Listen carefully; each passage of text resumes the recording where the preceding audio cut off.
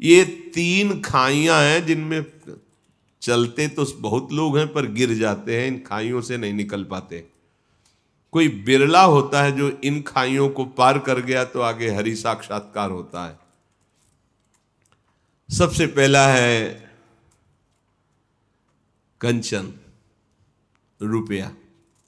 ये रुपया की जो वित्त तृष्णा इसे कहते हैं, इसकी जो आकर्षण वृत्ति है बहुत सूक्ष्म है। कहां आए थे, क्या लेने आए थे, क्या कर रहे हो? ये खाई है, खाई। ये तीन बड़ी बड़ी खाइयां पूरी सृष्टि के सब विकारों को जोड़ करके बना दी गई। इनको क्रॉस कर जाओ, आगे भगवान मिल जाएंगे तुम्हें। भगवत मिलन के मार्ग में तीन खाइयां रखी गई हैं। पहला है कंचन, बचो, कभी इसके स्वामी बनने की चेष्टा मत करना, सर्वनाश कर देगा ये। जो कंचन का स्वामी बनने की चेष्टा किया, अर्थ का स्वामी बनने की चेष्टा किया, वो मारा गया पक्का। ये प्रभु की वस्तु है, प्रभु का व्यवहार है, प्रभु जाने जैसे। अपने अकिंचन रहो, अपने महत्व मत रखो, अपनी गणना का सुख मत रखो। रुपए का महत्व क्या होता है? गणना का सुख। कितने हो गए? इतने इतने इतने। यही धन की प्रीता तुम्हें हरि से विमुख कर देगी। अगर आप इससे चित्त को हटाकर प्रभु में, तो देखो चक्रवर्ती सम्राट अम्बरीश जी हैं, खजाना का खजाना है। ऐसा थोड़ी कि वो बांध लिया उनको, नहीं, क्योंकि हरिनाम में प्रियता है। तो देखो उपासक, कंचन वाली खाई से बचना है, निकलना है,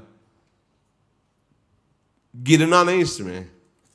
कंचन कोई छोटी मोटी वस्तु नहीं है, बहुत बहुत बहुत सावधानी। फिर दूसरा है पुत्रैषणा, अर्थात कामिनी, अर्थात काम, काम भाव। ये वो बड़ी खाई है जो बड़े बड़ों को गिरा देती है। अगर आपके अंदर, सबके अंदर होता है, आपके अंदर का मतलब सबके अंदर होता है, कामाकर्षण सबके अंदर होता है, क्योंकि शरीर की रचना भी उसी से हुई है। काम संकल्प से ही इस शरीर की रचना हुई, तो स्वाभाविक इसमें परमाणु है कामाकर्षण के। इन्हीं को मिटा दे सो महात्मा। हमारा लक्ष्य है प्रभु की प्राप्ति। हो सकता है हमसे चूक हो जाए, हो सकता है हम उधर आकर्षित हो जाए, हो सकता है हमारे फिसलने वाले चांस आ जाए, पर हमको ये लक्ष्य रखना है, हम प्रियालाल के लिए निकले थे, ये हमसे गलती क्यों हो रही, तो आप सुधर जाओगे। जन्म से कोई निष्काम नहीं होता, इसलिए ये बात कह रहे हैं कि जैसे आज हमने वेश रखा, आप सामने वाला तो साधु देख रहा है, लेकिन वे नहीं समझ पा रहा कि अभी अभी इसने परमार्थ में कदम रखा है, इससे गलती हो सकती है, इससे चूक हो सकती है। संसार क्षमा नहीं करता, ये तो परमार्थ का पथिक जो चलता है वो जानता है कि ये समस्या बहुत बड़ी समस्या है, छोटी समस्या नहीं है। पर हमें इसे बहुत बड़ी मानकर हार भी नहीं जाना है, इससे विजय पाना है। और इससे विजय पाने के लिए हमारी लाडली जी समर्थ है। नागरी दासी जन्म जितायो बलिहारी बलिहारी, हमारी श्री जी हमारा बल है, वो हमें आगे बढ़ाती है। जब हमारी ये भावना बनने लगती है माता बहनों के प्रति कि हमारी श्री जी की सखियां हैं, लाडली लाल इनमें विराज, तो फिर इसका प्रभाव नहीं पड़ता है। पर इसमें सावधानियां जो बताई गई पीछे कई बार सत्संग में, वो एकांत सेवन न करे, काम भाव से एकांतिक दृष्टि से न देखे, कोई चेष्टा न करे, तो ये दूसरी खाई जो है कामिनी, इससे निकला जा सकता है। एक आखिरी ये खाई इसमें, मतलब जो निकल गए इन दोनों से, उनको भी ये गिरा देती है। मान, कीर्ति, प्रतिष्ठा, यश, ये बहुत जोर की है, बहुत जोर की। मतलब ऐसे कोई एक आध निकल पावे नहीं, इस खाई में तो गिर ही जाता है। प्रशंसा, प्रतिष्ठा, गौरव, मान, सम्मान, ये वो फिसलन है जो आखिरी मंजिल से गिरा देती है, आखिरी मंजिल से। इसलिए अति दैन्य भाव होकर इन तीनों प्रकार की ऐषणाओं पर विजय प्राप्त करे।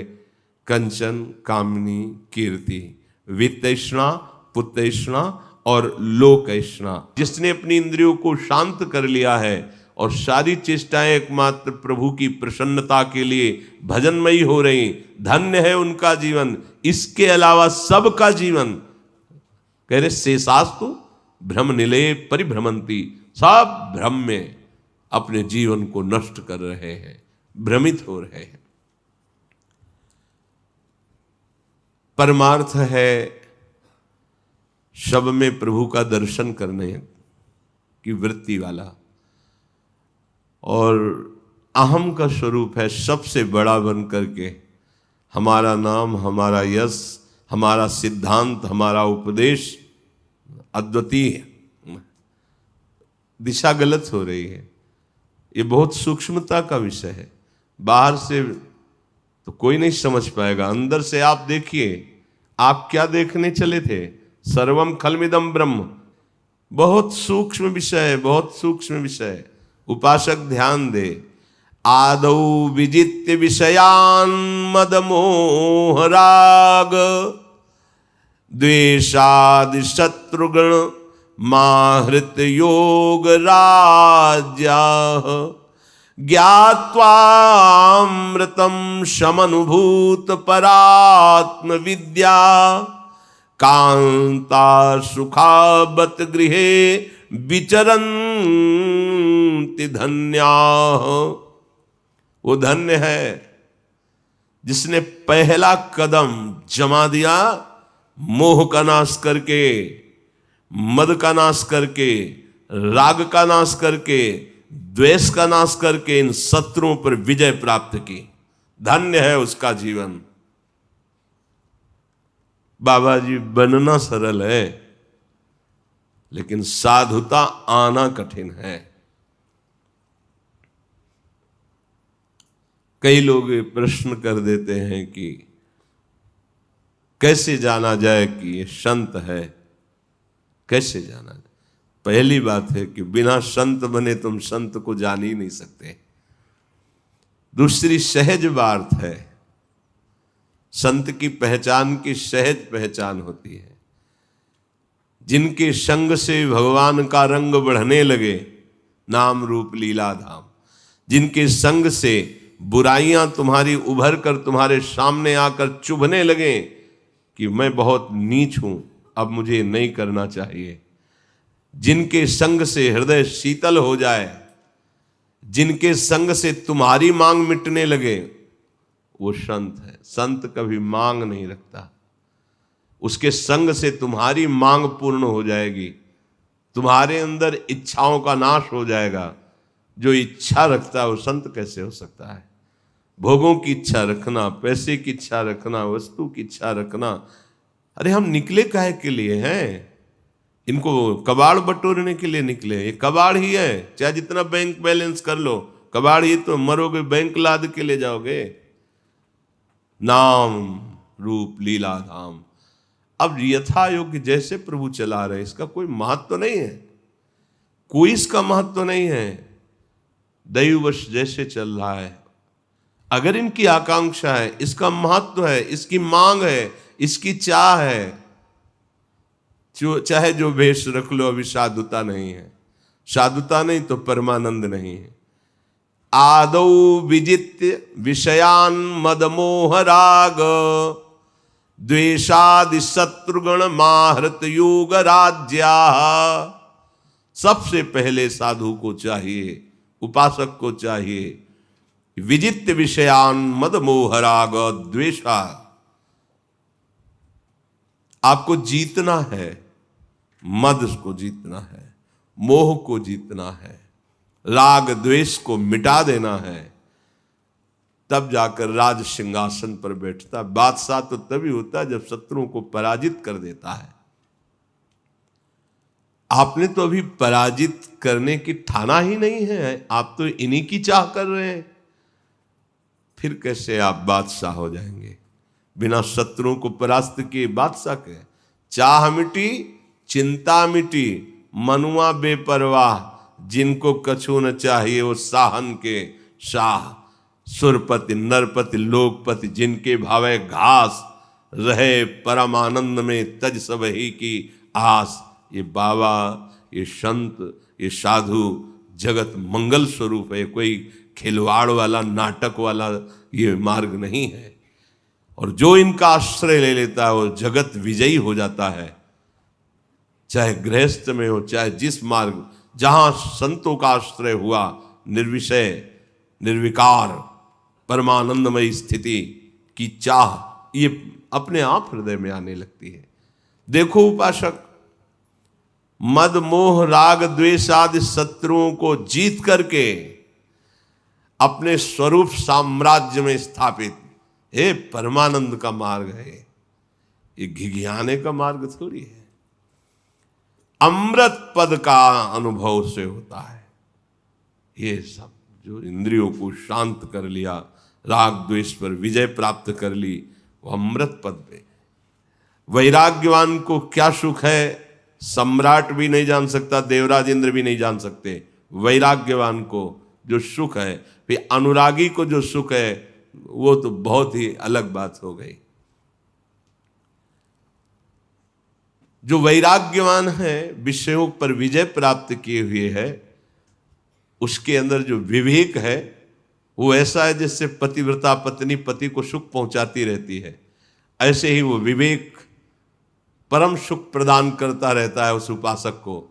और जैसे कोई अपने घर में सुख शैया पर सोता है, ऐसे पूरे विश्व ब्रह्मांड में सुखपूर्वक अपने घर की तरह रहता है, जिसके विवेक जागृत हो गया है, जो इन दोषों पर विजय प्राप्त कर लिया है। साधुता का मतलब दोषों पर विजय प्राप्त करना है। अगर आप भगवत प्राप्त नहीं हैं और समाज आपके पीछे पड़ रही है, तो आपका है क्या? लुट जाओगे, लुट जाओगे। एक प्रणाम भी किसी का फ्री नहीं है कि वो प्रणाम किया फ्री है, देना होगा, उसका हिसाब देना होगा आपको। अगर एक भी प्रणाम स्वीकार करते हैं तो बहुत सावधानी की जरूरत है। त्यक्त्वा गृहे रति मधो गति हेतु भूता मात्मेच्छयोपनिषदर्थ रसम पिबन्तः वीत स्पृहा विषय भोग पदे विरक्ता धन्याश्चरन्ति विजनेषु विरक्त संगा। अधोगति को प्राप्त होता है जो शरीर रागी होता है। ये घर है, देख लो, बहुत प्यार है इस घर से, देह प्राण इसी में आसक्ति है। हम कहते हैं अपने को भगवत अनुरागी, हम कहते हैं अपने को ब्रह्मज्ञानी, और स्थिति कहाँ है? ये अधोगति का हेतु जो ये घर है, चाहे ये, इसको छोड़ करके कहीं भी भाग के जाओगे ये तो रहेगा साथ। इससे जो मोह हो गया है शरीर से, बातें बनाना अलग बात है, ईमानदारी से देखो तुम कहां स्थित हो, प्रभु में या शरीर में? हृदय से देखो, ये परमार्थ का सत्संग है। हृदय से देखो स्थिति कहाँ है। तो जब तौल ली जाती है विवेक रूपी तराजू में, तो पलड़ा भारी देहाभिमान का ही निकलता है। फिर मिला क्या? तो आर्तभाव से क्यों नहीं शरण हो जाते प्रियालाल की? क्यों हमको पुष्ट कर रहे हो? अधोगति का माने पतन का ये हेतु है। ये मैं शरीर हूं, इसका राग जो है बड़ा सूक्ष्म राग है, जो इस अधोगति के हेतु जो घर है, शरीर है, इसके मोह को छोड़ देते हैं। और कैसे भगवत प्राप्ति हो, बस इसी जिज्ञासा में लगे रहते हैं। निश्चित वो भगवदानंद का पान करते हैं, वो उपासक पान करते हैं। शरीर की परवाह नहीं है, सेवारत शरीर है, बिल्कुल असंग शरीर से वो हर समय नाम जब चल रहा है। और जो सेवाएं हैं इसको, ऐसे शरीर को ज्यादा दुलार मत करो। कोई तो इतना दुलार करके सजा के रखते हैं कि बहुत पछताओगे। ये बहुत धोखेबाज है, इससे प्यार करने का मतलब है पतन। शरीर का राग तुमसे ऐसे पाप करवाएगा जिससे दुर्गति को प्राप्त होगे। सच्ची बात कह रहे हैं। तो सावधानी, थोड़े वचन कड़ुए लगेंगे पर दवा बढ़िया है। ये सुदर्शन चूर्ण है, सुदर्शन चूर्ण ने बहुत कड़ुआ, पर जड़ से बुखार नष्ट करता है। इसी पे तो फंसे हैं, इसी पे फंसे। खास बात है हमारी दुर्गति का कारण यही शरीर, और यही शरीर सदगति का कारण बन जाएगा। त्यक्त्वा गृहे रति मधोगति हेतु भूता, अधोगति प्राप्त कराने वाला ये है, इसमें आसक्त मत हो। जैसे किसी नौकर को अच्छा भोजन वस्त्र पहना दिए और रात दिन उससे काम करवाते हैं, ऐसे इसका प्रयोग करो। तुम शरीर नहीं हो। उचित भोजन, उचित वस्त्र, उचित शय्या, युक्ताहार विहारस्य युक्त कर्म चेष्टस, निरंतर भजन में लगाओ। शरीर के द्वारा की हुई सारे पाप भस्म हो जाएंगे। अभी आनंद की अनुभूति हो जाएगी। कह रहे हैं इसमें, जिस समय कोई अधोगति के हेतुभूत इस शरीर से मोह छोड़ करके कैसे भगवत प्राप्ति हो, ऐसी जिज्ञासा संत समागम में करके प्राप्त उपासना में रत होता है तो ब्रह्मानंद का पान करने लगता है। एक अद्भुत सुख, एक अद्भुत आनंद की अनुभूति। जिसको भगवदानंद की अनुभूति हो रही और उसकी पहचान बता रहे, जिसके, बहुत ध्यान देने योग्य, जिसके हृदय में अधोगति का हेतु शरीर राग नष्ट हो गया है, संतों के संग से भगवत प्राप्ति की लालसा बढ़ गई है, वो भजन परायण भगवदानंद का स्फुरण हो जाता है। पहला लक्षण होता है वो निष्प्रिय होता है, किसी की कोई अपेक्षा नहीं रहती। ये आंतरिक लक्षण होता है। किसी के मिलने से कोई हर्ष नहीं, किसी के जाने से कोई विषाद नहीं। एक बार पूज्यपाद उड़िया बाबा के पास कुछ उपासक आए हुए थे, 2-4 दिन रुके। बोले बाबा अब आदेश कीजिए, जा रहे हैं। तो बोले बुलाया किसने था? जाइए। बोले आए की हुज्जत नहीं, गए की तलाश नहीं। निष्प्रिय, देखो निष्प्रिय हो भला? नहीं हो सकता है। हमारा मालिक हमसे आके पूछे, आके ये ले लो, ये ले लो। खिलौने मत लेना। अगर खिलौने ले लिए तो गोद में नहीं बैठा लेंगे। खेलते रहो खिलौने। नहीं, मुझे आप चाहिए। क्या चाहिए आपको? क्या शुभ? नहीं, सब ठीक है। ये कहना सीखो, जबान से कहना सीखो, पहले वाणी से सीखो। समस्याएं, आवश्यकताएं, चाह, ये कब दूर करोगे? क्या आपको कुछ चाहिए? नहीं, कुछ नहीं चाहिए। वो खुद चिंता करके व्यवस्था करेगा। नहीं, जैसे है वैसे। मुझे श्री जी चाहिए, इस पे कोई बीच में पोलापन नहीं होना चाहिए। हम अन्य में राजी नहीं होंगे, हमें श्री जी चाहिए। श्री जी बैठा लो हृदय में। जिसके अंदर भगवदानंद की स्फूर्ति होती है। देखो कोई कहे हम बहुत स्वस्थ हैं, डॉक्टर थर्मामीटर डाल के कह रहा है 102 बुखार है। तुम्हारे कहने से नहीं होगा, बुखार है तुम्हें। ये थर्मामीटर है परमार्थ के, इनको डाल करके हृदय में देखो। अधोगति के हेतुभूत इस घर से जिसने मोह छोड़ दिया है। गृह त्यागी किसे कहते हैं? जो शरीर राग का त्याग कर देता है। बात समझनी है, बात नहीं समझे ना बहुत गड़बड़ है मामला। फिर घर से निकले थे भगवान प्राप्ति के लिए और राजी हो गए भोगों को लेके। कितना घाटा सौदा कर लिया यार। हमारा आंतरिक वैराग्य, रोष, निखार आना चाहिए था। जब घर से निकले थे तो भोजन की भी परवाह नहीं थी, वस्त्र की भी परवाह नहीं थी, रहने की भी चाह नहीं थी, मिटने की चाह थी। मुझे भगवान चाहिए, एकमात्र भगवान। तो पूरे जीवन भर उपासक को उस दिन की याद रखनी चाहिए जिस दिन उसने कदम निकाला था भगवान के लिए, कि सिर्फ भगवान चाहिए था। बीच में कुछ भी राजी नहीं होंगे। आप बाजार लगा दो तो वो आपकी मौज है। हम सिर्फ आपको चाहेंगे, आपको चाहेंगे, आपको पाएंगे। दूसरी तरफ देख नहीं सकते। वैराग्यवान का जीवन इसलिए थोड़ी होता है कि वो किसी सुख की चाह रखता है। हर सुख की चाह को मिटा देना ही तो भगवत मार्ग के पथिक का भाव है।